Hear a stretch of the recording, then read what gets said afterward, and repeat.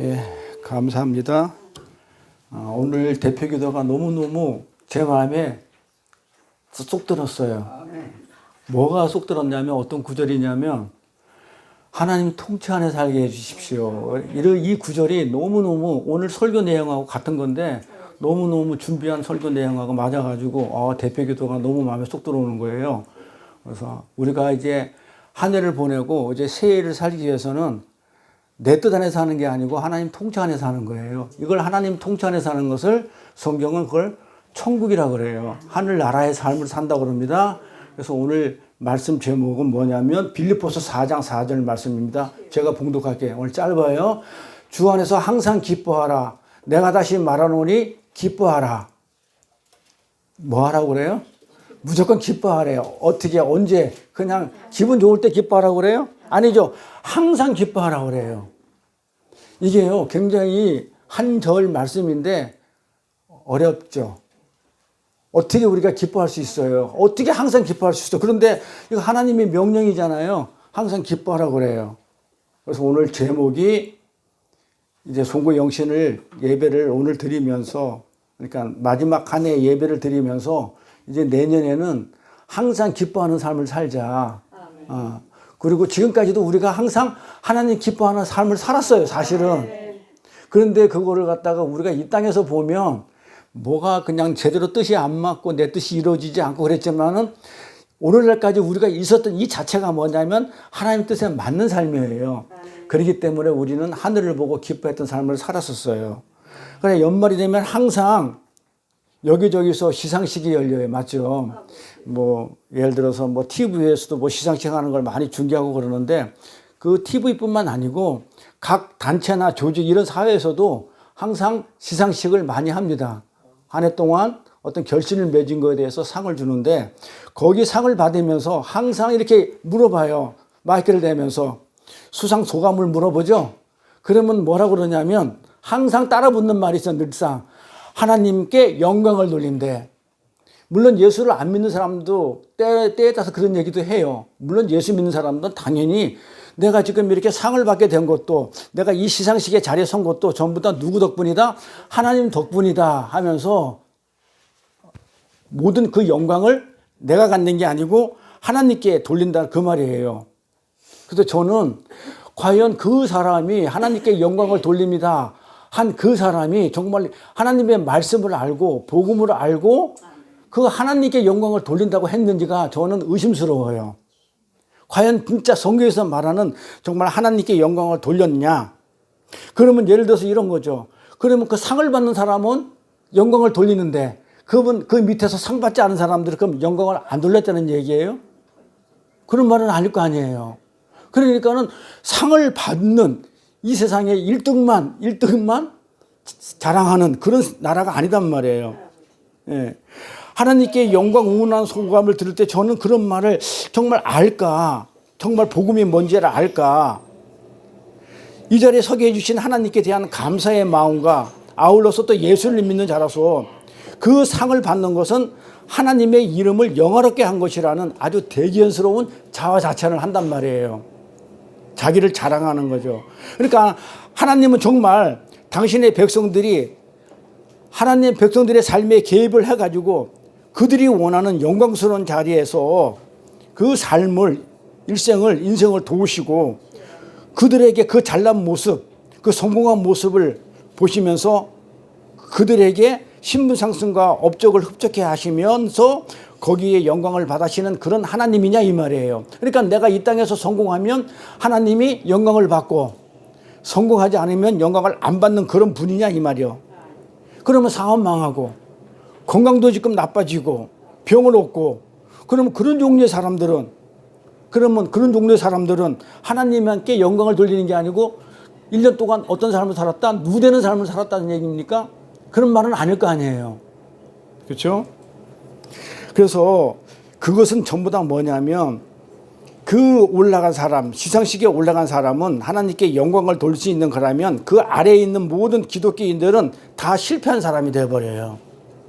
그렇죠. 그래서 그것은 무슨 얘기냐면 그 사람들이 얘기하는 거는 힘의 원리로 움직이는 이 인본주의, 이 세상이죠. 이 세속적인 이 세상에서 자기 마음대로 그렇게 만들어 놓고 영광을 받는 건 어떤 거다? 상을 받는 자만 하나님께 영광을 돌리는 거라는 그런 마음대로 그런 법을 상정해 놓고 거짓 영광을 지금 드러내는 거예요. 진짜 영광은 그런 게 아니에요. 그러면 하나님이 영광을 받으신다는 얘기는 뭐다? 정말로 하나님이 영광을 받는다는 그 영광의 뜻을 이 사람들은 정말 모른다는 얘기예요. 그럼 하나님이 영광을 받겠다 하는 그 영광이라는 단어가 뭔지를 알아야 되잖아요. 그 영광이라는 단어가 독사예요. 독사가 뭐다? 한번 볼까요? 뭐라고 해놨나? 이거 없어졌어? 어이, 큰일 났다. 이거, 내가 했는데 없어졌다? 없어진 게 아니고, 이게 업그레이드가 안 된 모양이네. 자, 하나님이 영광을 받는다는 그 영광 독사라는 뜻이 뭐냐면 하나님께 영광이 된다. 뭐 그냥 축구골 꼬랑골 넣고 그냥 영광의 박수 치고 뭐 무릎 꿇고 하나님께 영광 돌립니다. 그게 영광이 아니고 뭐가 영광이다 그러면 하나님이 하나님 됨을 드러내는 것을 영광이라고 그래요. 그러면 내가 하나님이야. 하나님이면 그 하나님이 어떤 하나님인지 그 하나님이 하신 일을 드러내는 게 그거를 영광이라고 얘기하는 거예요. 영광. 그러니까 그 얘기는 하나님의 뜻과 계획에 의해서 하나님의 그 일이 올바로 성취된, 그러니까 그분의 아까 그 기도 제목처럼 그분의 통치가 그분의 능력 아래서 올바로 시행될 때, 그러니까 그 하나님이 원하고자 하는 그 뜻대로 모든 일이 올바르게 이루어진 그 자체가 하나님께 영광이 되는 거예요. 그러면 예를 들어서 나를 사업을 망하게 했어. 근데 그게 하나님의 뜻이었다 그러면, 하나님을 뜻이었다면 그게 내가 사업 망하는 게 영광이 되는 거예요. 그러니까 시상식에 올라온 그 사람, 성공한, 이 땅에서 성공한 사람들만, 상을 받는 사람들만 하나님께 영광을 돌리는 게 아니고, 그게 설사 사업을 망했다 하더라도 그게 하나님의 뜻이었다. 그 사업 때문에 하나님하고 멀어지면 안 되잖아요. 그렇기 때문에 그 사업을 망하게 해준단 말이에요, 하나님은. 그러면 이 세상의 가치로 보게 되면 그거는 우리가 루저가 되어버려, 실패한 자가 되어버리지만, 사실은 하나님 입장에서 보면은 그 사업이 어떻게 돼야 돼? 망해야만이 내 자식이 올바로 하늘나라에 올 것 같아. 그러면 어떡하겠어요? 하나님 그 사업을 망하게 해요. 그게 하나님께 영광을 올려드리는 거예요. 자, 그러면 하나님이 그게 뜻이단 말이에요. 그러니까 하나님의 뜻이 성취되는 것, 하나님의 뜻이 올바로 성취되는 게, 그 뜻이 성취되는 것을 뭐라고 얘기하냐면 하나님께 영광을 돌린다고 그래요. 그런 삶을 사는 게 하나님의 영광을 위한 삶이라고 얘기를 하는 거예요. 그래서 하나님 통치 아래에 있는 사람들은 그 삶 자체가 아까 우리 기도한 것처럼 내가 하나님의 통치를 받았다 하는 그 삶 자체가 이 세상에서 말하는 성공과 실패에 상관없이 전부 다 뭐가 되냐면 영광이 되는 거예요. 그래서 우리 진솔 권사님이 1년 동안의 그 삶이 힘들었다 하더라도 그거는 하나님의 통치를 받았다 그러면 그거는 하나님께 영광의 삶을 살았던 거예요. 그러니까 낙담할 필요가 없어요. 네. 그걸 우리가 영광스러운 삶이라고 그래. 그래서 이사야서 43장 7절에 가면 무릇 내 이름으로 일컫는 자 곧 내가 영광을 위하여 창조한 자를 오게 하라 그래요. 그러니까 우리는 웨스트민스터 신앙 고백에 보면 1번에 뭐라, 우리를 왜 창조했다? 하나님의 영광을 드러내기 위해서. 그러니까 우리 자체가, 내가 지금 태어나서 있는 이 자체가 하나님께 영광이에요. 그러니까 뭐 잘하고 못하고가 아니고 내가 하나님의 창조의 뜻에 의해서 내가 만들어졌다 그러면, 존재하게 됐다 그러면 내가 내 자체 존재가 하나님께 지금 영광을 드리고 있는 거예요. 이게. 그래서 우리가 영광이라는 것을 제대로 알고 있어야 됩니다. 그래서 우리 하나님의 백성은 하나님의 영광을 위해서 창조된 자들이에요. 그러면 우리만 그런 게 아니고 우주 만물들이 창조되는 건 전부 다 뭐다? 하나님의 영광을 위해서 있는 것들이에요. 하다못해 마귀가 있어야 우리를 하나님 나라로, 그렇죠, 갈 수 있는 어떤 도구로 쓴다고 그러면 그것마저도 하나님께 영광이 되는 거예요. 그래서 우리 영광이라는 개념을 분명히 알고 우리가 그 하나님의 영광을 드러낼 때 우리가 기뻐하는 그런 삶을 살 수가 있어요.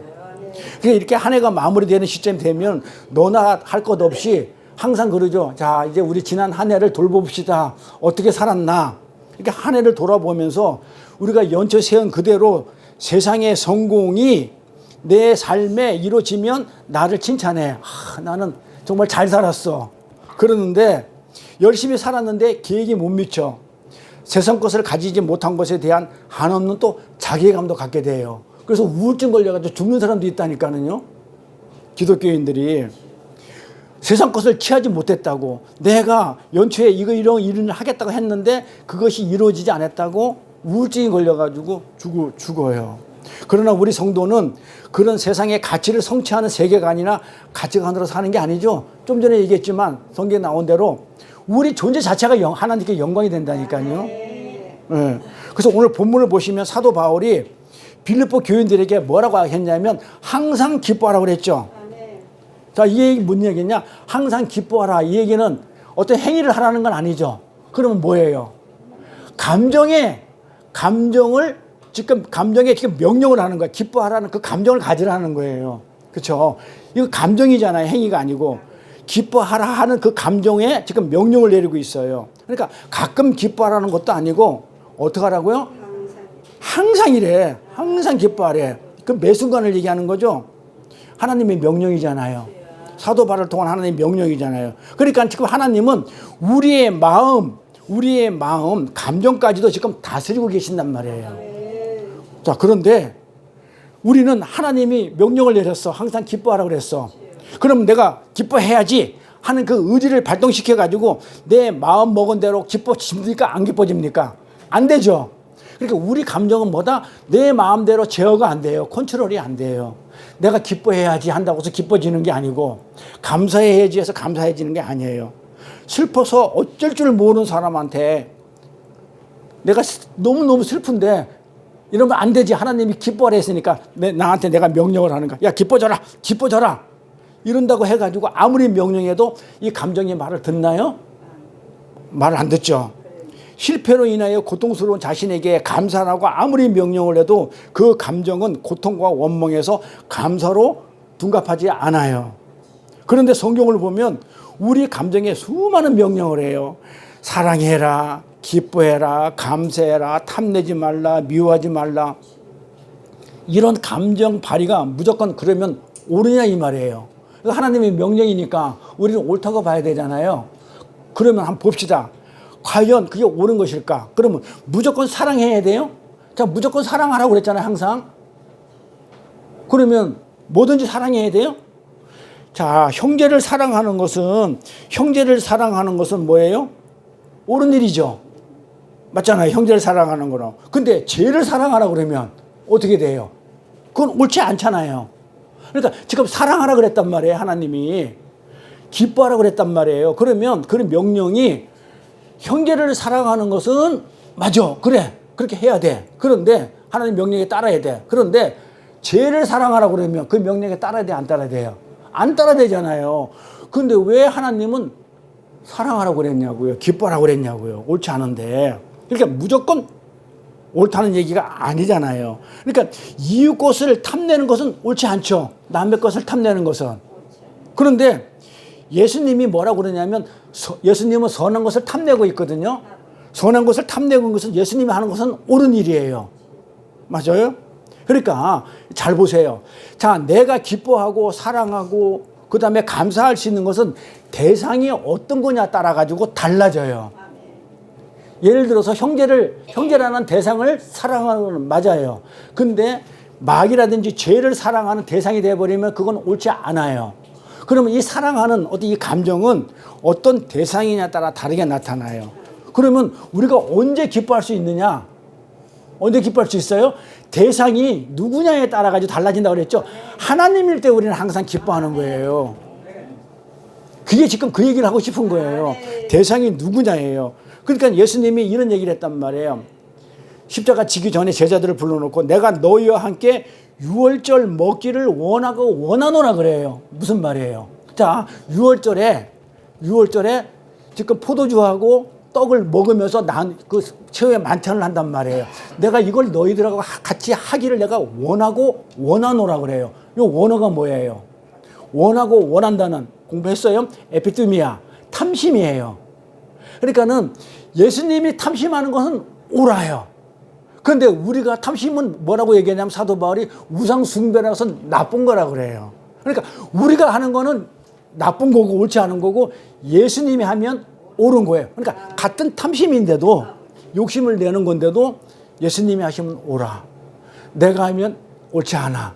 그러니까 우리가 항상 기뻐하는 대상이 누구냐에 따라 가지고 기뻐할 수 있지. 내가 다른 아니 지금 나를 죽인 나를 만약에 내 딸이 지금 흉악범한테 강간을 당해가지고 초죽음이 됐는데 그걸 보고 기뻐하라고요? 말도 안 되는 얘기잖아요. 그러니까 그런 대상한테는 기뻐할 수가 없어요. 그러니까 하나님이 하시는 일에는 그 하나님이 하시는 그 일이 나를 사업을 망하게 했던 간에 나를 병이 들어가지고 그냥 입원시켜가지고 병상에 눕혔던 간에 상관없이 하나님이 하시는 일이면 기뻐하는 거예요. 왜? 결국은 합력해서 손을 이룰 거기 때문에. 나를 하늘 나라로 그게 범사에 감사하는 거잖아요. 하나님이 우리를 어떻게 하기 위해서 백성답게 만들기 위해서 하는 그 모든 일, 그게 사업을 망하게 하는 일이 됐든 그게 나를 갖다가 다리 몽둥이 부러뜨려가지고 병상에 입원하게 됐든 무엇이든지 전부 다 감사가 될 수 있는 거예요. 그러니까 스탠포드 그 목사님이 그런 얘기를 했단 말이에요. 찬송가에다가 내 영혼 평안해 평안해 그 찬송을 했단 말이에요. 가사를. 그 스탠포드 그 목사님은 자기 집이 시카고에 있는 집이 불타가지고 집도 절도 없어. 아무것도 없는 상태야.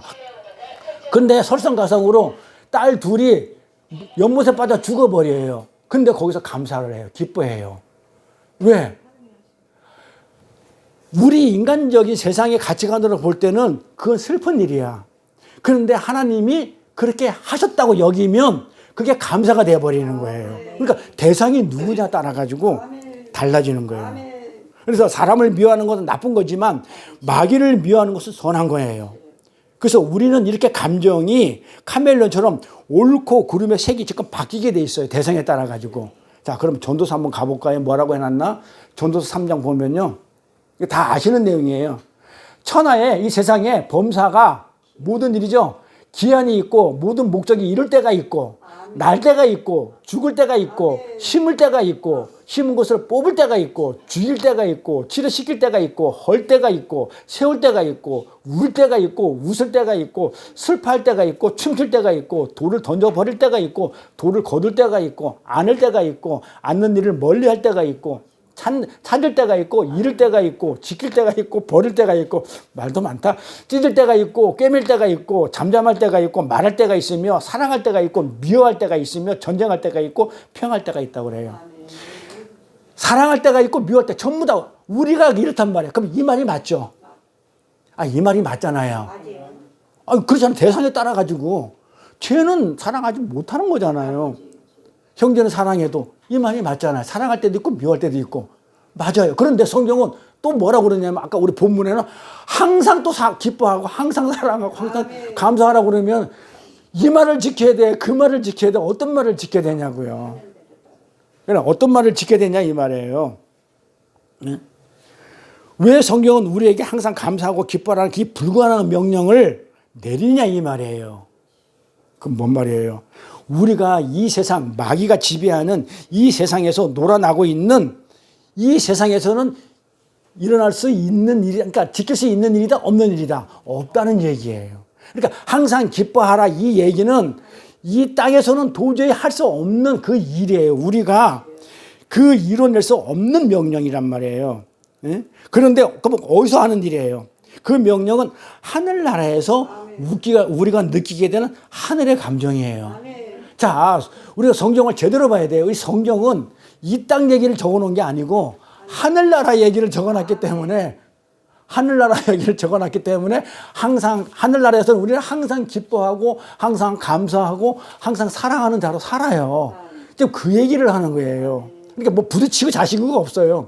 이 땅에서는 이럴 때가 전도서는 이 땅 얘기니까. 근데 지금 빌립보서 얘기는 항상 기뻐해라, 감사해라, 사랑해라 얘기는 이 땅에서는 도저히 이룰 수 없는 그런 명령이 있다는 얘기는 뭐다? 하늘나라 감정이란 말이에요. 하늘나라에 있는 거. 그래서 성경이 말하는 명령은 무슨 일을 겪고 있더라도 억지로라도 기뻐하라 그런 얘기가 아니야 이 땅에서. 그러니까는 야, 나 기뻐해야지. 내가 명령을 내린다고 슬퍼 죽겠는데 갑자기 기뻐지는 게 아니란 말이에요.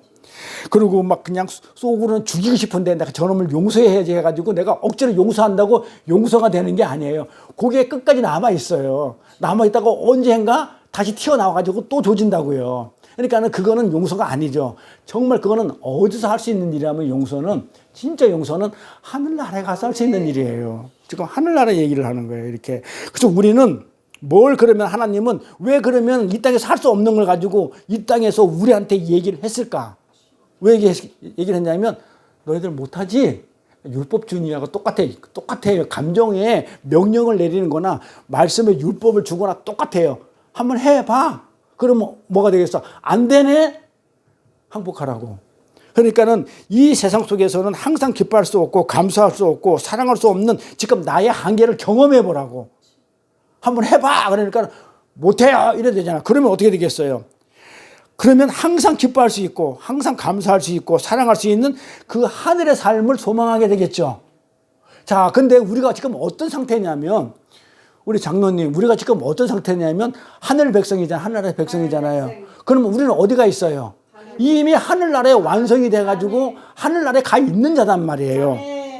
그리고 우리는 하늘의 삶이 이미 완료됐기 때문에 우리 천국에 가 있는 자이기 때문에 어떻게 하라고요? 이 땅에서 그 하늘을 소망하면서 살면은 그 하늘을 보면서 우리가 기뻐할 수가 있다. 그런 얘기를 하는 거예요. 그러다 보면 소망 안에서 문득문득 하늘의 기쁨을 경험하게 돼요. 이 땅에 살면서도. 하늘나라를 소망하고 있다 보니까 문득문득 소망하면서 기쁨을 느껴요. 야, 이게 진짜 하늘의 기쁨이구나. 이 땅에서도 감당할 수 없는 그런 상황인데도 불구하고 아까 스탠포드 목사님처럼 도저히 감상할 수 없는 그런 상황에서도 야, 하늘을 보니까 아, 이것도 감사할 일이구나. 우리 딸을 천국에 데려가려고 졸업장을 준 거구나. 하늘의 소망으로 보면 이 땅에서 그냥 재앙만 있는 10가지 재앙만 있는 이 애굽 땅, 이 세상 땅에서 빨리 데려가는 것이 야, 내 딸을 하나님이 사랑한 거구나 라고 여긴다고 그러면 하나님 감사합니다. 기뻐할 수 있다는 거예요. 그러니까 하늘의 관점으로 하늘의 소망을 두고 하게 되면 뭐든지 항상 기뻐할 수 있어요. 왜? 하나님이 선하신 하나님이 하신 일이니까. 내가 한 일이면 오락가락해요. 그런데 하나님이 하신 일이기 때문에 무조건 선이니까. 그래서 하나님이 우리 공부할 때 그랬죠. 가나안에 들어가가지고 가나안 족속 7족속 다 죽여버려. 죽이는 게 그게 순종이고 하나님의 일이라고 그러면 그게 하나님께 영광을 돌리는 거예요. 근데 우리 가치관으로 보면 왜 하나님, 왜 사람 왜 죽여요? 하나님 못됐어요. 그 말이 아니에요. 하나님이 하시는 일은 무조건 선이에요. 왜냐하면 그 가나안 7족 때문에 내가 택한 백성이 거기에 물들어가지고 그 이방신들한테 물들어가지고 실격될까봐. 그러니까 죽여. 우리 딴에는 그건 나쁜 것처럼 보이지만 그게 선이에요. 하나님 나라 입장에서 보면. 그럼 우리가 감사해야 되는 거야. 야, 이렇게까지 죽이면서까지 나를 살려서 하늘나라로 데려가려는 거구나. 그러니까 베드로가 3번 부인한 게 잘한 거라는 얘기예요. 만약에 베드로가 3번 부인한 걸 갖다가 못된 놈이라고 그렇게 해석을 해버리면 예수님은 하나님의 명령을 받고 이 땅에 와서 십자가에서 죽어. 이렇게 해가지고 그 영광을 드러내기 위해서 하나님의 뜻을 세우는 게 영광이잖아요. 그 일을 하는 게. 그래서 예수님은 오셔가지고 하나님께 영광을 드리려고 죽으려고 그러는데 베드로가 지가 뭔데? 십자가에 죽으면 안 돼요. 죽으면 안 돼요. 그래도 변하고 옹호해버리면 어떻게 돼요? 하나님의 뜻을 거슬러 버리는 거예요. 그거는 영광을 돌리는 게 아니고 하나님을 실격시키는 거야. 그래서 그게 아니야. 그러니까 베드로가 3번 부인한 게 잘한 거예요. 그래서 똑같은 상황을 그 갈릴리 부활하셔가지고 갈릴리 바닷가에다가 똑같이 숯불 켜놓고 빌라도 그 법정 안에서 그 마당 안에서 불 피운 거 그대로 해놓고 오병이에 그 떡하고 고기 물고기 구우면서 먹어주면서 그대로 회상을 시키면서 시몬아 네가 날 사랑하느냐 3번 똑같이 물어봐. 그러면서 내 사랑합니다. 주님이 아십니다 하니까 그러면 내 양을 치라 그러는 거야. 그러니까 3번 부인한 게 잘했기 때문에 너는 이제 진리를 알았네. 진리를 알았으니까 이제부터 내 양을 먹여도 돼. 이래 되는 거예요. 그런데 베드로가 죽일 놈이니 배신을 했니 이래 가버리면 성경을 거꾸로 보는 거예요. 잘한 거예요. 이렇지 하나님의 뜻이 온전히 이루어지고 성취되는 그게 하나님께 영광을 올려드리는 거라 이 말이에요. 그러면 거기서 하나님께 감사 기쁨이 나타나는 거예요. 그래서 그렇게 가끔씩 성령에 의해서 우리가 하나님의 성령에 의해서 이 땅에 살면서도 가끔씩 감사와 기쁨이 나와요. 어쩌다 한 번씩. 그러면 그걸 맛봤어. 그 기쁨을 맛본 사람은 그 기쁨을 더욱더 추구해요. 이 땅의 기쁨을 추구하지 않고 그 하늘나라의 기쁨과 감사를 더 추구하게 돼 있어요. 그래서 항상 기뻐하라는 말은 이 땅에서 항상 기뻐하지 않으면 천국에 안 보내주겠다 그런 말이 아니에요. 그런 말이 아니고 내가 이미 하늘로 완성이 돼 있잖아요. 하늘나라 백성이 돼가지고 이미 하늘나라 가 있잖아요. 그러니까 그 기쁨을 맛보라는 거예요. 이 땅에서도. 그래 문득 성령을 통해서 하늘나라 기쁨을 줘요. 뭐 저 같은 경우는 그러잖아요. 아무것도 안 하고 있는데 가끔가다 하나님이 갑자기 무슨 일이 생겨가지고 그냥 우리 동생을 하늘나라 보내버렸어. 그건 세상에서 보면 나쁜 일이야. 근데 그 동생을 통해서 우리 아버지가 받던 뭡니까 유공자 연금을 내가 받게 되겠거든. 그러면 우리 동생 죽은 게 그게 기쁨으로 보일 수도 있는 거예요.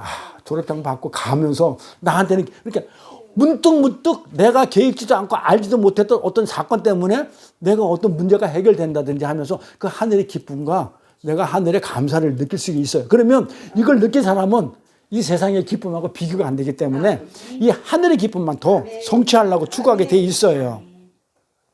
그래서 우리가 그 하늘의 나라로 완성이 되기 때문에 그 기쁨의 의식이 성령에 의해서 지금 하늘나라 기쁨이 내 안에 지금 자리 잡고 있었을 때 그 기쁨이 나한테 변화로 다가오는 거예요. 하늘의 기쁨으로. 그래서 우리는 하늘나라 백성이니까 이 땅의 것으로 좌지우지하지 말고 그렇죠? 그 하늘의 기쁨을 누리라는 게 항상 기뻐하라예요. 그래 하늘의 기쁨을 누리라는 게 항상 기뻐하라는 빌립보서 내용입니다. 자 예를 하나 들어볼게요. 자 스데반이 알죠? 스데반이 지금 자기를 돌로 치면서 죽이려 했던 자를 용서했단 말이에요. 용서했죠? 그러면 맞아. 스데반도 뭐 성령 충만해가지고 자기를 돌로 치는 사람을 갖다가 용서했는데 나도 성령 충만을 받으면 나도 용서할 수 있어 하면서 그렇게 혹시 생각하지 않냐? 저는 이렇게 물어보고 싶은데 절대로 안 돼요. 육신의 몸 입고 있는데 정말 가능해요?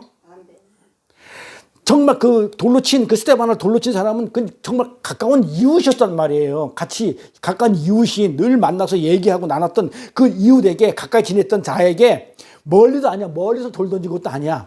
얼굴 가까이에서 지금 돌을 던져가지고 지금 눈앞에서 있잖아. 내 숨이 끊을 때까지 돌멩이를 던져가지고 나를 죽이는데 그 돌을 맞아가면서 내가 용서해야지, 기뻐해야지. 그게 됩니까?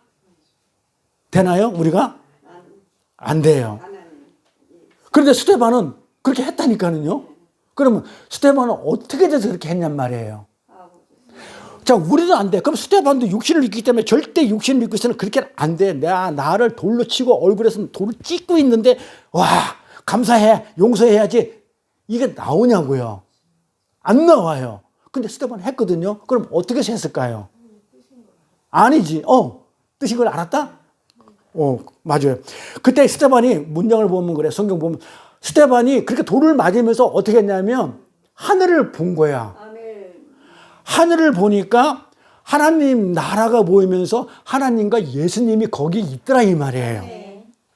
지금 돌에 맞아가면서 지금 눈을 들어 딱 문득 하늘을 봤는데 스데반이 하늘을 보니까 하나님 나라가 보이면서 하나님의 영광과 예수가 그 옆에 있는 것을 본 거야.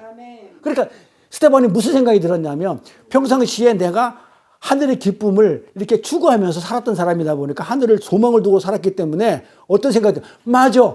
여기가 내가 갈 곳이구나. 여기가 내 나라가 여기 있구나. 내가 갈 곳이 여기구나. 그러면 이 땅에서 내 육신은 죽는 게 마땅하구나. 내가 돌에 맞아 죽어야 내가 저게 갈 수 있는 거구나 알았다는 거예요. 그러니까 하나님 나라를 하나님과 영광과 예수가 옆에 있는 걸 보고 맞아 저기가 내가 갈 곳이었어. 그러니까 너네들은 나 죽이는 게 맞아. 그래서 용서가 되는 거예요. 네가 하나님의 영광을 드러내기 위해서 나를 죽여서 결국은 하늘나라를 보내려 하는 거구나 라고 생각하니까 웃으면서 기쁘게 죽을 수 있는 거예요. 이렇게 육이 끊어져야 된다는 걸 알았단 말이에요. 그래서 우리도 이 세상에 숨을 놓을 때 우리도 그게 가능합니다. 이 세상에 우리도 숨을 놓을 때, 그러니까 육을 입고는 절대로 죽었다 깨어나도 안 되지만, 이제 우리가 숨이 끊어지는 그 순간에 하늘을 보게 될 때에 절망 가운데 있잖아. 이제는 이 세상에서 도저히 나는 죽는구나 생각하면서 하늘을 보게 되면 나를 죽이고 있는 그 자가 미워지지가 않아요. 어차피 내가 갈 나라기 때문에 내 육이 끊어야 되는구나. 사도행전 볼까요? 스데반이 성령이 충만해가지고 하늘을 우르르 주목했다고 그러죠. 하늘을 본 거예요. 그러니까 거기에 뭐가 있더라고요? 하나님의 영광과 예수께서 하나님 우편에 서신 것을 봤어요. 그러니까 뭐라 그래? 말하되 하늘이 열리고 인자가 하나님 우편에 서신 걸 내가 봤다. 자, 하늘나라가 열려버린 거야. 내 눈에 하늘나라가 들어온 거야. 그러니까 저희가 큰 소리로 지르면, 그러니까 뭐라 그래? 이 바리새인들과 이 서기관들이 큰 소리 지르면 귀를 막고 듣기 싫어, 하나님 소리 듣기 싫어 하면서 어떻게 했다고요? 한 마음으로 일심으로 그 스데반에 달려들어가지고 성 밖에 내쳐가지고 돌로 칠 때 증인들이 옷을 벗어 사울이라는 청년이, 그러니까 그 사울이 바울 되기 전에 그 사울이 어떻게 했다고요? 옷을 맡았다고요. 죽이면 내가 책임질게라는 그런 뜻이라고 그랬죠. 옷을 맡았단 말이에요. 그러니까 저희가 돌로 스데반을 치니 스데반이 부르짖어 가로되 주 예수여 내 영혼을 받으시옵소서. 자, 난 하늘나라 가겠습니다 하고는 무릎을 불러 하늘나라 보내주세요 하면서 하니까 주여 이 죄를 저들에게 돌리지 마옵소서. 용서해달라고 그러는 거예요. 스데반이 세상 관점으로 보면 정말 불쌍해 죽어요. 그것도 그냥 뭐 중간에 돌에 맞아가지고 욕 들어먹고 그냥 아주 그냥 사람들한테 미움받아가지고 처절한 실패자의 죽음을 살아요. 그냥 허무하게 죽어요. 세상의 가치관을 볼 때 돌에 맞아 죽는 거는 실패자예요. 호상이 아니죠. 지금 성 밖에 쫓겨났기 때문에 집에서 죽는 것도 아니기 때문에 뭐예요? 객사한 거예요.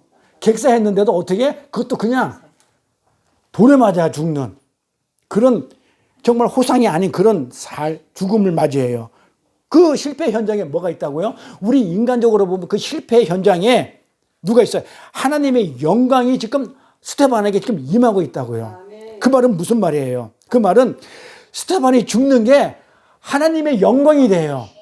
어떻게 영광이 돼요? 지금 하나님이 왜 스데반이 죽는 게 어떻게 하나님의 영광이 되냐 이 말이에요. 그건 하나님이 하신 일이야. 돌로 치게 스데반을 죽이는 것은 왜? 복음을 전하려고. 자, 우리가 생각할 때는 성령 충만한 이 스데반을 살려가지고 하나님의 복음을 전해야 돼. 근데 하나님은 그게 아니야. 그건 우리 생각이고, 하나님은 스데반을 죽여서 그 디아스포라, 이 죽임으로 인해 가지고 핍박을 받게 해가지고 모든 예수를 믿는 사람들이 다 도망가게 만들어가지고 도망가는 그곳에서 복음이 전해지게 하기 위한 하나님의 계획이기 때문에 스데반은 지금 영광을 받고 있는 거예요. 그러니까 하나님의 뜻에 의해서 지금 죽고 있는 거기 때문에 영광이 나타나는 거예요. 그러니까 하나님이 하시는 일은 우리 인간이 봤을 때는 이게 실패로 보일지 있어도 영광이 되는 거예요. 스데반이 죽으니까 영광이 나타나는 거예요. 왜? 하나님이 하시는 일이니까. 그래서 우리가 생각하는 영광은 예수를 믿고 세상에서 성공하고 대단한 업적을 쌓아가지고 하나님께 영광을 돌리는 걸 줄 알고 있는데, 이 내용을 보니까 스데반은 이 세상에서 딱 한 번 설교했어. 아무것도 한 게 없어. 딱 한 번 설교하고 돌에 맞아 죽어요. 그런데 그거 했는데, 딱 한 번 그거 했는데 하나님의 영광이 그를 덮어버린단 말이에요. 그러니까 이 스데반은 어떤 삶을 살았다니까? 하나님의 영광스러운 삶을 살았던 거예요. 돌에 맞아 죽는 게 우리 인간적으로 보면 처참하게 실패의 모습인데도, 근데 하나님께 그게 영광이 돼요. 근데 하나님은 영이잖아요. 그럼 하나님의 영이기 때문에 하나님의 영광이 보여요, 안 보여요? 안 보이잖아요. 근데 영광을 봤다고 그러잖아요. 이 말이 무슨 얘기냐고요.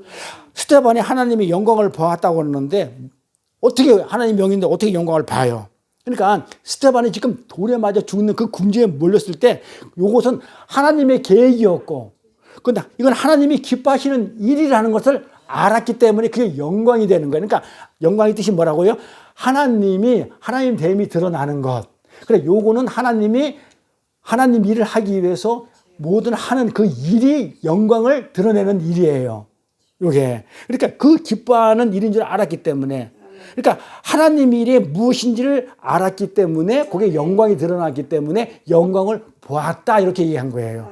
안 보여요. 그런데 스데반 알았어요. 진리를 가졌기 때문에 이건 하나님이 하시는 거구나. 하나님이 뜻을 드러내기 위해서 하시는 일이기 때문에 이게 영광이 되는 거구나. 그래서 그거를 영광을 내가 보았다. 이렇게 스데반이 말을 한 거예요. 그래서 돌을 든 자들을 하나님이 계획에 의해서 도구로 쓰임 받는다는 걸 알았단 말이에요.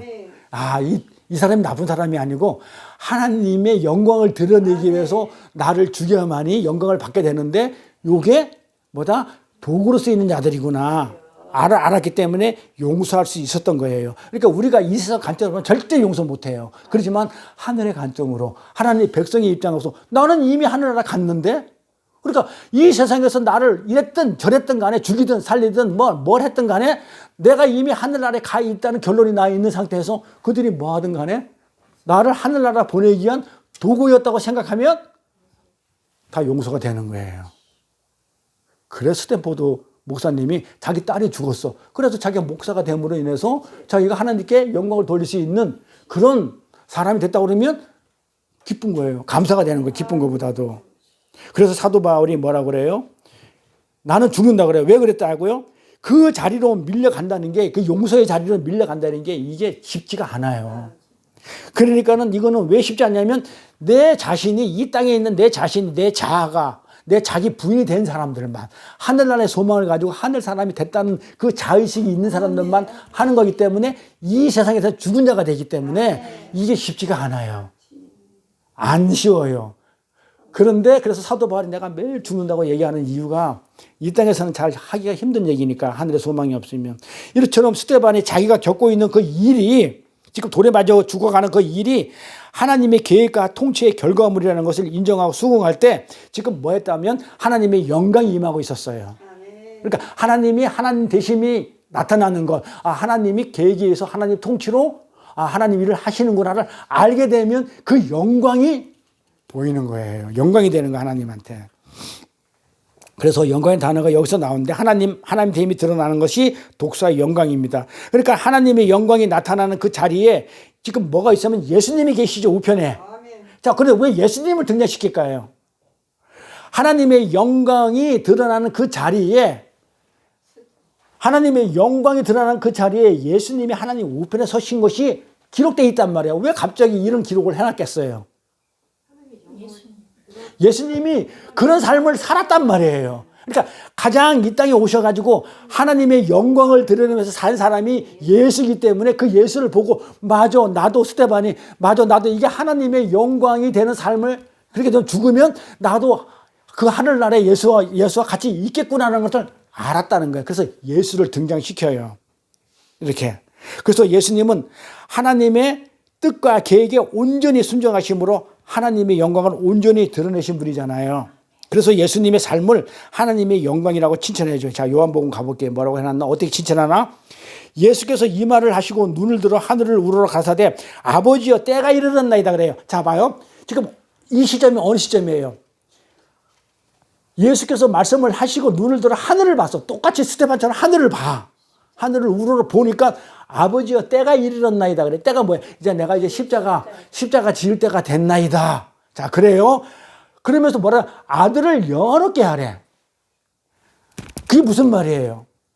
스데반하고 똑같아요. 스데반이 나를 돌로 쳐 죽이세요. 그게 아버지 뜻이라면.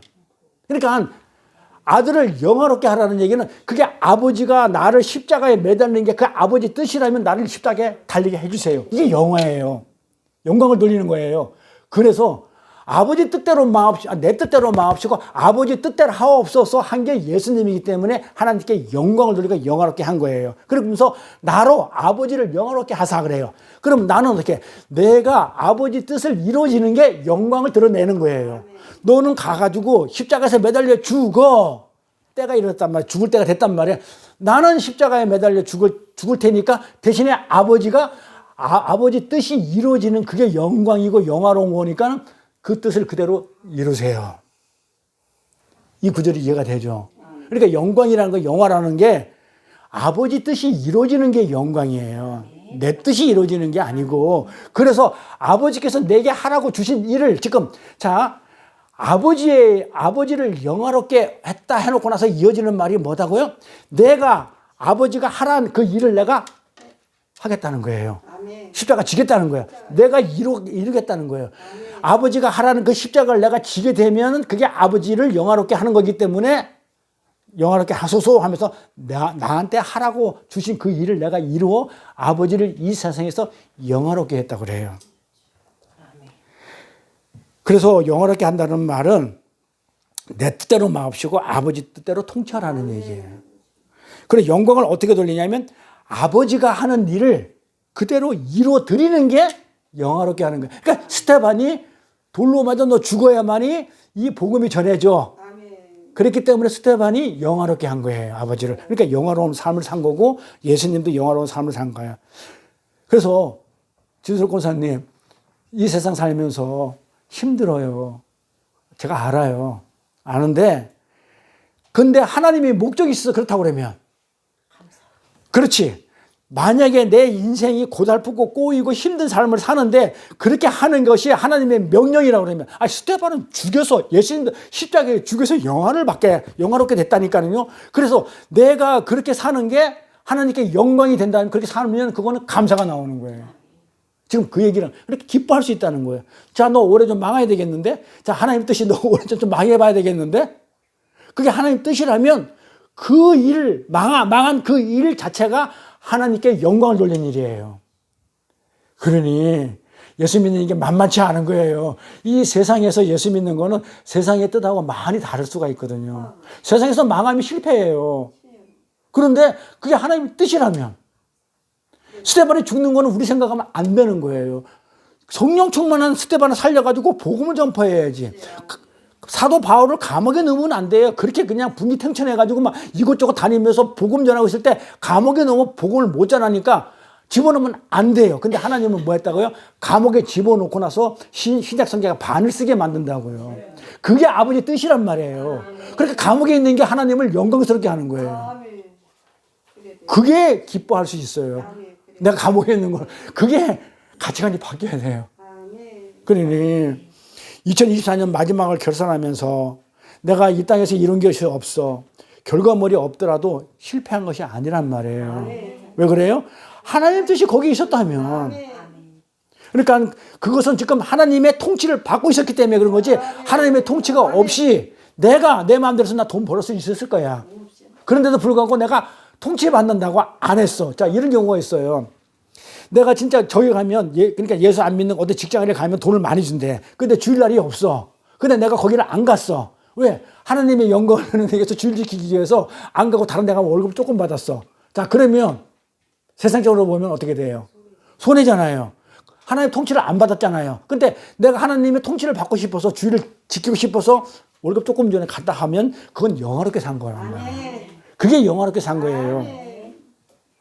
스테반이 하늘을 보고서 하나님의 영광과 그 옆에 서신 그 예수가 뭐 했다고요? 하나님 시킨 일 그대로 했단 말이에요. 그러니까 나도 하나님 시킨 일 그대로 내가 죽어버리면 예수님처럼 하늘에 있겠네 라고 알았다는 거란 말이에요. 근데 이 말의 진위는 무엇이냐? 자, 그러면 그 옆에 서신 예수를 보았다는 이 말은 뭐다? 예수님은 하나님이 시키는 대로 일을 했네? 순종했네? 나도 그렇게 해야 되겠다라는 것을 깨달았죠. 그러면 우리가 해야 할 의미가 뭔지, 우리가 뭘 어떻게 해야 되는 일인지를 지금 알려주는 거예요. 하나님이 죽어 하면 죽는 거예요. 망해 하면 망하라는 게 그게 우리의 임무라는 것을 알려주는 거예요. 그러면서 그게 너는 이 땅에서 소망 두지 마. 하늘의 소망도 하늘나라의 소망을 두는 것을 이렇게 막 얘기를 하는 거예요. 이 땅에서 소망 둬봤자 불모는 없어질 것. 하늘을 보라는 거예요. 이 땅을 볼 때 우리는 자꾸 무섭고 떨리고 두려워져요. 그런 감정이 있는데 하늘을 보게 되면 그 하늘나라의 그 예수, 스테반이 본 그 예수, 하나님의 통치를 받아가지고 하나님께 순종해서 오로지 하나님께 영광을 돌린 그 예수를 보게 되면 나도 같이 기뻐지게 돼 있다 이 말이에요. 그래서 항상 기뻐하라는 얘기는 하늘의 소망을 가지면 하늘나라의 그 뜻을 보면 기뻐지는 거예요. 그러니까 이 땅에서는 아무것도 아니고 죽는 것 같은데 그 이미 완료되어 있기 때문에 내가 하늘나라에 갔다는 그 느낌을 받게 되면 항상 기뻐할 수 있는 거예요. 설사 내 자식이 죽든 뭐 하든 모든 일에 항상 그렇게 기뻐할 수 있다. 그게 빌립보서 얘기예요. 그래서 성경이 항상 기뻐하라고 말하는 거예요. 그러니까 이 땅에서 억지로 그런 감정을 드러내는 말이 아니에요. 우리는 이 세상에서 수많은 오락가락하는 감정의 기복을 경험하게 되죠. 좋았다가 나빴다가 진짜 복이 무엇이며 슬픔이 무엇이고 진짜 기쁨이 무엇인지를 오락가락하면서 우리가 조금씩 알아가고 배워가는 거예요. 어떤 사람이 복권에 당첨됐단 말이에요. 좋아요, 나빠요? 기뻤죠? 너무나 기쁘고 행복했어요. 복권 당첨돼가지고. 그런데 그 복권 당첨 때문에 가정이 파괴되고 부부가 갈라지고 알코올과 마약 중독이 되어가지고 그런 경우 많이 봐요. 삶이 무질서해지고 결국은 폐가망신했다. 그럼 그 사람이 어떻게 됐어? 이 복권 당첨이라는 그 하나의 사건 때문에 어떤 때는 행복했고 기뻤는데 오락가락해. 나중에 보니까 뭐가요? 슬픔과 고통도 따라. 그러니까 이 세상의 기쁨과 행복이라는 건 잠시 그러고 반드시 또 반대급부가 또 따라다니네. 이렇게 깨닫는 거예요. 이렇게. 그게 우리의 감정을 격발하는 세상의 사건은 아침 저녁으로 바뀌어요. 왜? 불완전하다는 얘기예요. 그래서 우리가 절대적이고 영원한 감정을 가질 수 없어요. 그러니까 영원히 항상 기뻐할 수가 없는 거예요. 이 세상에다가 대상을 두고 있으면은 우리는 항상 기뻐할 수가 없어요. 이 복권이라는 거기다가 대상을 두고 내가 이거 당첨되면 기쁘고 행복해야지 라고 했지만 요거는 영원하지가 않고 오락가락 하는 거기 때문에 뒤에 고통과 불행이 또 따르기도 한단 말이에요. 그래서 이 세상 거는 영원하지 않기 때문에 여기다가 우리가 여기다가 감정을 항상 같은 감정을 가질 수가 없다는 거예요. 그래서 항상 기뻐하지 못하고 항상 감사하지 못해요. 그러나 이 대상을 바꿨어. 이 세상이라는 복권이라는 대상이 아니고 완전하고 변하지 않고 영원한 전지전능한 하나님한테 대상을 바꾸게 되면 그건 항상 기쁘고 영원하니까 왔다 갔다 안 하니까 세상처럼. 그러니까 그렇게 항상 기쁘고 항상 감사가 나온다는 그런 얘기예요. 그러니까 무슨 얘기다? 항상 기뻐하라는 얘기는 이 땅에다가 대상 두지 말고 하늘나라에 둬라. 그럼 항상 기쁘고 항상 감사가 영원하게 나온다는 얘기예요. 그러니까 우리는 성경이 우리에게 항상 기뻐하고 감사해라, 사랑해라, 용서해라 등의 명령을 내리는 것은 그 대상을 관심을 어디다 두라고? 예수 그리스도에 두라는 얘기예요. 그러니까 그래서 항상 감사하고 기뻐하는 것은 이 땅에서는 안 돼요. 그럼 어디서 된다? 하늘나라에서만 가능하다. 그런데 그 관심을 갖게 하는 것도 하늘에 관심을 갖게 하는 것도 내가 하늘나라에 관심을 가져야지 해가지고 가져지나요? 그것마저도 하나님이 하셔요. 갖게 하시는 것도. 그래서 더욱더 하나님한테 감사가 나오는 거예요. 이렇게. 그래서 우리 성도는 하나님이 일을 하시기 때문에 우리 성도한테 그런 일을 하시잖아요, 하나님이. 그러니까 우리는 절대로 하나님 안에 있는 한은 실패의 삶을 살 수가 없어요. 세상에서는 망했다고 할지 몰라도 절대로 우리는 실패의 삶을 살 수가 없다. 왜? 우리는 이미 실패한 자가 아니고 성공을 해가지고 하늘나라에 가 있기 때문에, 완료되어 있기 때문에. 우리는 전부 다 어떤 삶이냐? 성공한 삶을 살아요. 우리 진슬 고사님이 힘들다고 그래가지고 뭐 돈이 없다고 그래가지고 실패한 삶이 아니에요.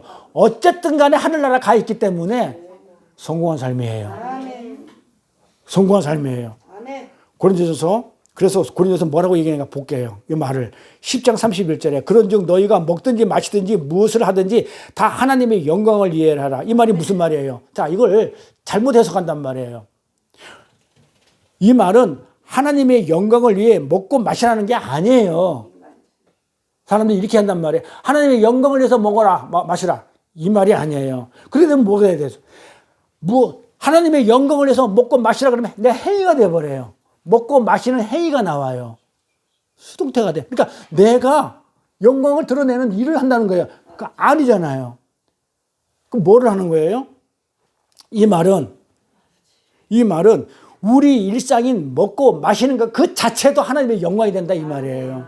그러니까 지금 내가 있는 이 존재 자체가 하나님께 영광이 되기 때문에 먹고 마시는 걸 통해서 하나님께 영광을 올리라는 얘기 아니고 내가 먹는 거, 입는 거, 내가 하는 그 모든 것 그 자체가 하나님께 왜 성공한 사람이니까 영광이 되더라 이거예요. 왜? 내가 하늘나라 존재로 바뀌어져 있으니까.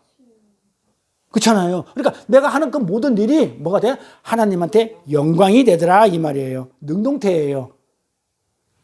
그럼 내가 뭘 하는 게 아니고 그냥 내 삶 자체가 하나님께 영광이 돼요. 망하든 성공하든 먹는 것조차도 하나님께 영광이 된다 이 말이에요.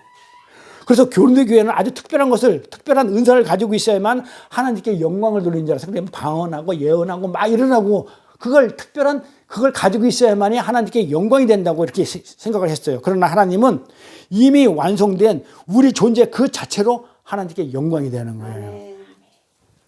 또 가볼게요. 4장 9절 고린도전서. 내가 생각건대 하나님의 사도인 우리를 죽이기로 작정한 자같이 미말이 무슨 얘기냐면 미말 끄트머리예요. 미말 끝에 어디 끝이냐면 이 포로로 끌려가게 되면 줄을 쭉 세워가지고 포로로 끌려갈 때 맨 마지막에 있는 사람을 미말에 뒀다고 그래요. 포로 맨 미말. 포로 맨 끝이에요. 자, 사도인 바울을 포로 맨 끝에 둔 것 같이 두셨음에 우리는 세계 곧 천사와 사람에게 구경거리가 됐대. 앞에 가는 사람들은 정한데 맨 뒤에 있는 사람들은 뭐 뒤까지 가가지고 막 좋은 거 돌 던지고 완전 바닥을 치게 만들어요. 포로 중에서도 제일 끝 바닥을 치게 만들었단 말이에요. 자, 그럼 이 말이 무슨 말이냐면 사도 바울은 하나님의 영광이 뭔지 알았어요. 그러니까 하나님의 영광을 고린도전서 가서 얘기를 해줬고 가르치고 또 그 영광을 위한 삶을 살았어요.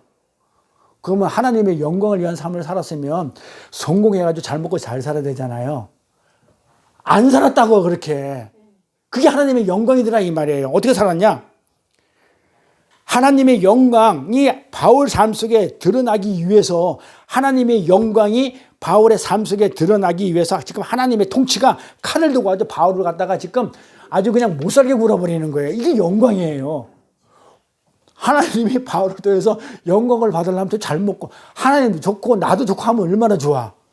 안 해요. 이거 가부식기 좋으면 얼마나 좋아. 너 좋고 나 좋고. 근데 하나님 그렇게 안 하고 바울을 통치 속에 가지고 와가지고 칼로 막 찌르는 거야. 어떻게 찌르는가 볼까요? 그 사도행전 보면 바울이 만약에 로마 사람이 아니면 40대를 맞아야 돼. 40은 죽는 거예요. 40대를 맞았다는 얘기는 곤장 40대를 만든 얘기는 맞아서 죽는 얘기를 하는 거예요. 근데 죽지는 않아. 40에 하나 감한 숫자를 맞아. 그 죽기 진짜까지 맞았다는 거예요. 그러니까 이거 숫자로 보지 말라고 그랬어요. 고난이고, 응? 자, 그래서 이 죽을 사자. 자, 그래서 40에 하나 감아는 맺어도 하나님이 안 말려주는 거야. 아니, 내가 하나님의 영광을 위해서 살았는데 하나님의 영광을 위해서 살았으면 말려줘야 될 거 아니야. 또 앞으로도 그렇게 살아야 되기 때문에 안 말려주네. 그렇죠? 배에서 난파당한단 말이에요. 배에서 난파당해가지고 가는데 그러면 난파당하면 어떻게 돼요? 난파당할 때마다 하나님이 구해줘야 되는데 안 구해주고 바울이 헤엄쳐 나오게 만들어요. 그리고 돌에 맞아 거반 죽고 갈 때도 하나님이 안 말려줘. 이런 삶을 살아요. 근데 이게 영광이라는 거예요.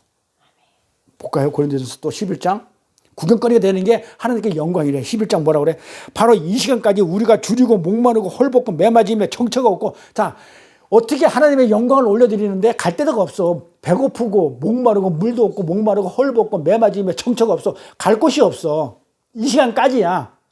근데 그렇게 수고하고 친히 손으로 일을 해가지고 모욕을 당해. 그랬는데 축복하고 핍박을 당한 적, 사람을 축복해주고 핍박을 당한 적 참고 비방을 당한 적 권면하는 우리가 지금까지 세상에 더러운 것과 만물의 찢기같이 돼. 그러니까 완전 세상에 볼 때 완전 거지 같은 깽깽이 같은 그런 삶을 살았다는 거예요. 사도 바울은 하나님의 영광을 위해서 살았어요. 그리고 그 영광을 가리키고 그랬던 삶이 이런 삶을 살아요. 그러면 이게 하나님의 영광 맞아요?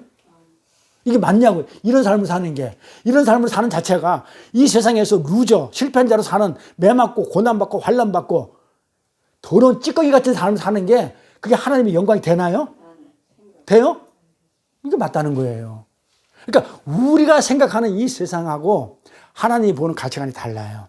이게 영광이라는 거예요. 맞아요. 성경은 이것을 영광을 돌리는 삶이라는 거예요. 무슨 얘기냐면 이거는 누구다? 하나님의 통치하에서 그렇게 살라고 하면 그렇게 사는 것이 영광이에요. 죽이라 하면 죽이는 게 순종이에요. 이렇게 살라고 했다고요. 사도 바울한테 하나님이 통치로. 아까 그래 이지수록 고사님이 내가 대표 기도 중에서 가장 마음에 든다는 게 우리가 하나님 통치 속에 살게 해주십시오. 이게 하나님께 영광을 돌리는 일이란 말이에요. 그때 하나님은 자랑이 돼요. 어떻게 자랑이 돼요? 이렇게 사는 게 하나님께 자랑이 된다고요? 그러니까 통치대 이렇게 살면 하나님이 쪽팔리지 않을까요? 근데 이건 하나님의 자랑이 된다고 그래요. 왜? 내 백성이 그런 정말 엉터리 같은 그 찌꺼기 같은 그 저런 상황에서도 내가 그렇게 살라고 하니까 어떻게 사네? 하나님 자랑이 되는 거예요. 그래 하나님 영광이 나오는 거예요. 아멘. 내 백성이 내 백성 아닌 자다 이렇게 살려면 못 살아요.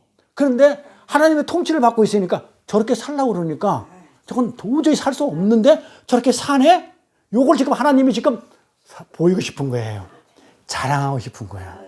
못됐어. 그게 영광이라고 그래요. 그러니까 우리가 때를 쓰는 그 강청 기도를 해가지고 어떻게든지 하나님이 만드는 이 통치를 갖다가 벗어나려고 하는 이거는 뭐다? 아닌 거예요. 그거는 하나님을 영광을 돌리는 게 아니에요. 하나님이 그렇게 살려면 그렇게 살겠다는 게 하나님께 영광을 돌리는 거예요. 그게 온전한 순종이고 자기 분의 삶이고 이걸 십자가의 삶이라고 그래요. 그러니까 바울처럼 배를 난파시키면 헤엄쳐 나오면 돼요. 왜 난파시켰냐고 하나님이 내가 영광을 위해서 사는데 나를 난파시키면 되겠냐고 하지 말고 그냥 헤엄쳐 나오면 되는 거예요. 이렇게 하나님의 통치에 의해서 우리 뜻이 박살나버려야 돼요. 그러니까 바울은 자기 뜻이 완전 박살나버린 거야. 그러면서 하나님의 영광이 나는 하나님의 뜻이 우리 삶 속에서 성취되어야 하는 것이 우리의 삶이에요. 예수 믿는 게 장난이 아니에요.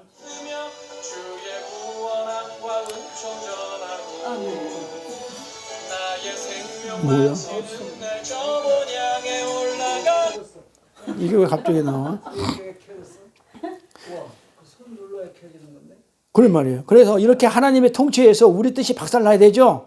그래서 우리는 이 예수 믿는 게 장난이 아니에요. 그러니까 이 땅에서의 성공과 실패에 연연하는 것보다 우리는 어떻게 살아야 된다고요?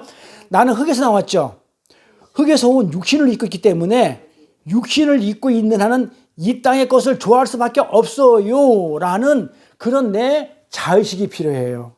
하나님 내가 안 되네요. 기뻐할 수가 없네요. 나는 이 땅의 흙으로 만들어진 육신을 입고 있다 보니까 하나님이 원하는 삶을 지금 살 수도 없고 안 되네요. 그러니까 하나님의 저주는 뭐였다가 우리가 흙에서 만들어졌는데 하나님의 말씀에 불순종해가지고 흙으로 돌아가게끔 만들었죠. 그러니까 흙으로 돌아가는 게 저주잖아요. 흙에서 왔으니까 흙으로 돌아가는 말은 하나님의 저주란 말이에요. 그러니까 이 땅은 그렇게 저주받은 엉겅퀴만 내는 땅이란 말이에요. 그런데 그런 땅, 흙에 불과한 자가 저주의 흙에서 하나님께로 끌려 올라가는 것이 구원이라고 그래요. 그러니까 구원을 받으려고 그러면은 이 땅에 있는 것들이 어떻게 되겠어요? 없어져야 되겠죠. 그러니까 이 땅의 가치관들이든지 이 땅에 뭐 이루는 이 성공들은 전부 다 하나님한테 전부 다 날려버리자는 거예요. 다 잘려져 나가는 거예요. 그러니까 우리 안에는 이 땅의 것들이 자꾸 잘려다 나가니까 그게 고난이야. 그게 환란이야. 그때 어떻게 해야 돼요? 와, 못 살겠다. 나 죽어버리겠다. 이러지 말고 당황하지 말고 진짜 기쁨을 맛보라는 거예요. 아, 이게 없어지면 나는 흙으로 왔는데 하나님께 이 땅의 것을 자꾸 쳐내버리면 야, 지금 나는 하늘나라 백성이 맞네 라는 그런 자의식을 가지라는 거예요.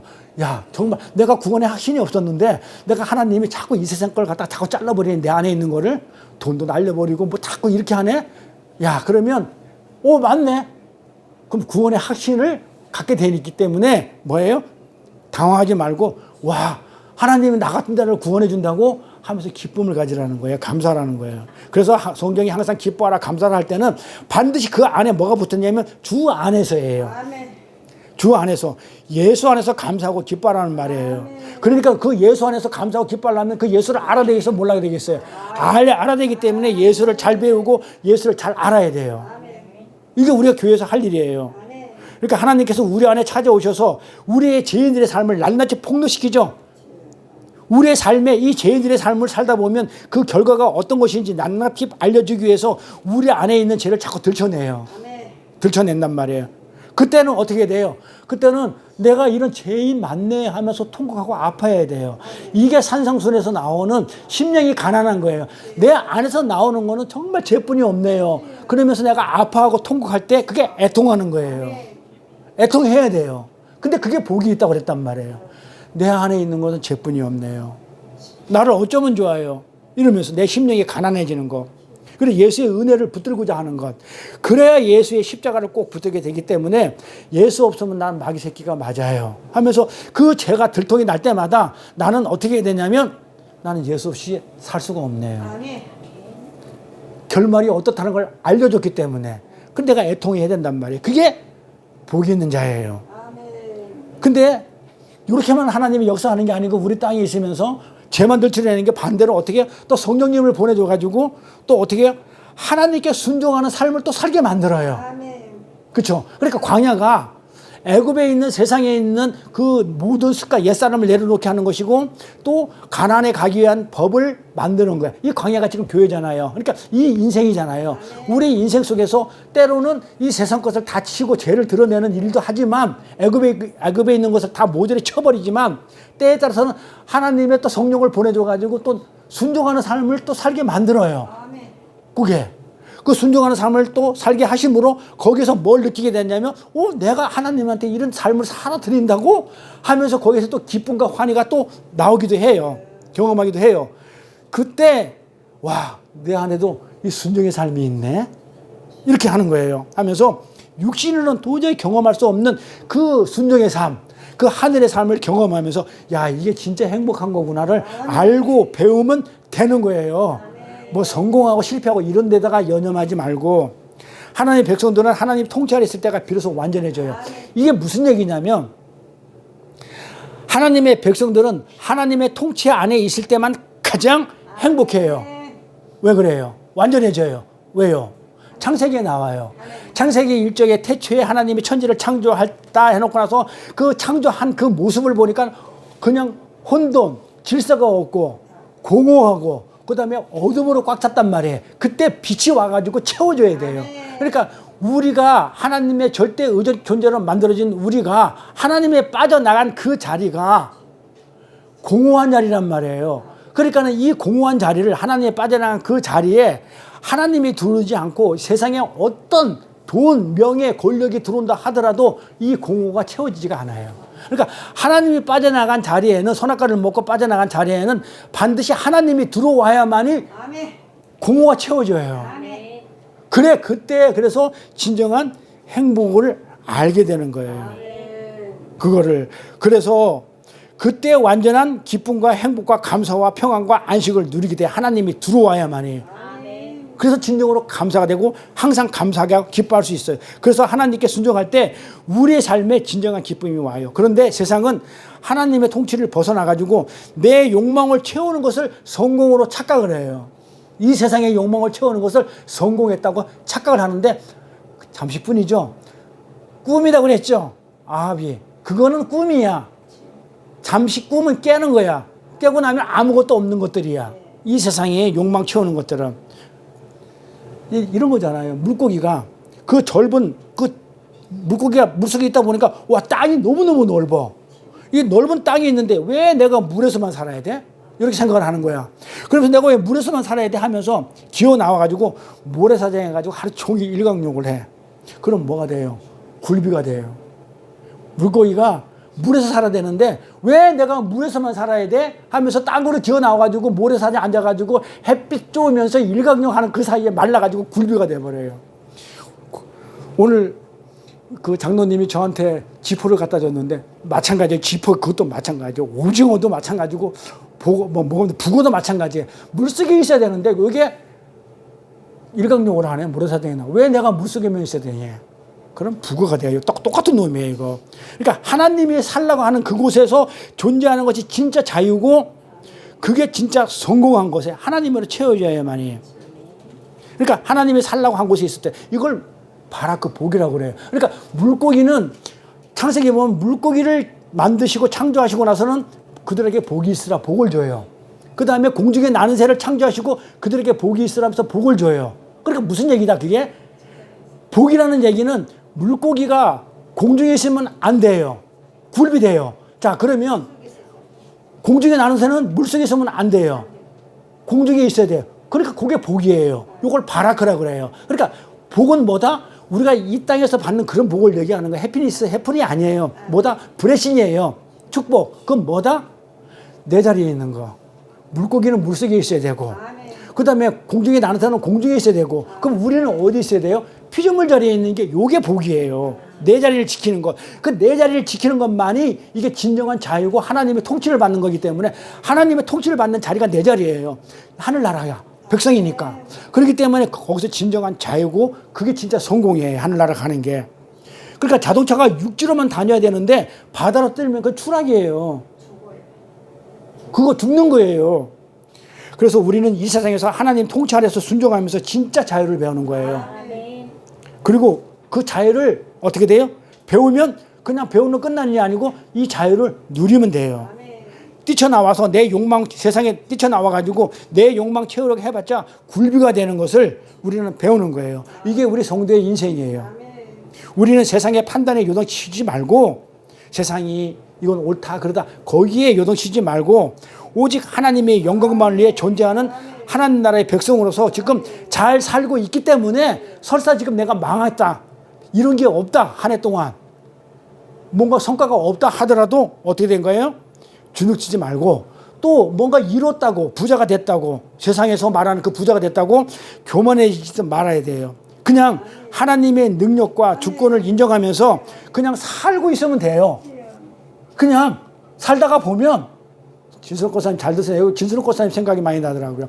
자, 그렇게 살다가 보면 어떻게 된다고요? 어느 때에 이 땅에서의 성공, 업적, 소유 등에 상관없이 조금씩 뭘 맛보게 되냐면 하늘의 기쁨을 누리고 있는 나를 발견하게 돼요. 그리고 실제로 그렇게 살게 돼요.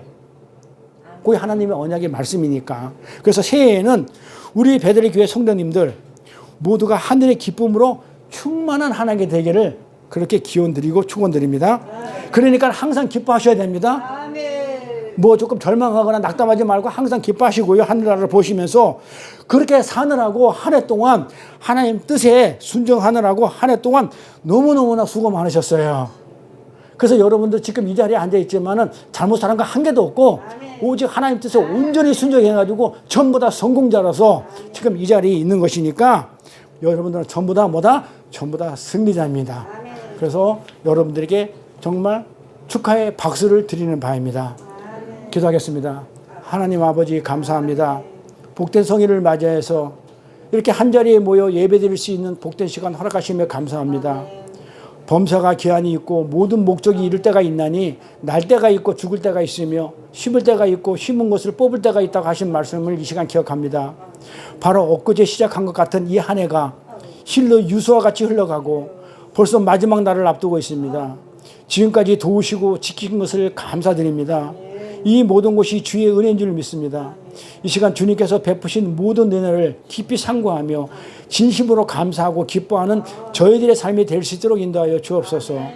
남은 시간도 잘 마무리함으로 모두가 이 한 해를 하나님의 통치하에서 하나님께 쓰임받아 하나님께 영광되는 저희들의 성공한 삶임을 고백하게 하옵시고 그동안 빚도 없이 이름도 없이 수고하며 교회를 섬기고 자비랑 선교로 헌신한 손길 기억하셔서 은총 내려주시오며 육신의 고통이 있는 자는 깨끗함을 받으며 가난한 심령의 기쁨을 고통을 받는 심령에게 자유함을 얻는 삶으로 축복하여 주옵소서.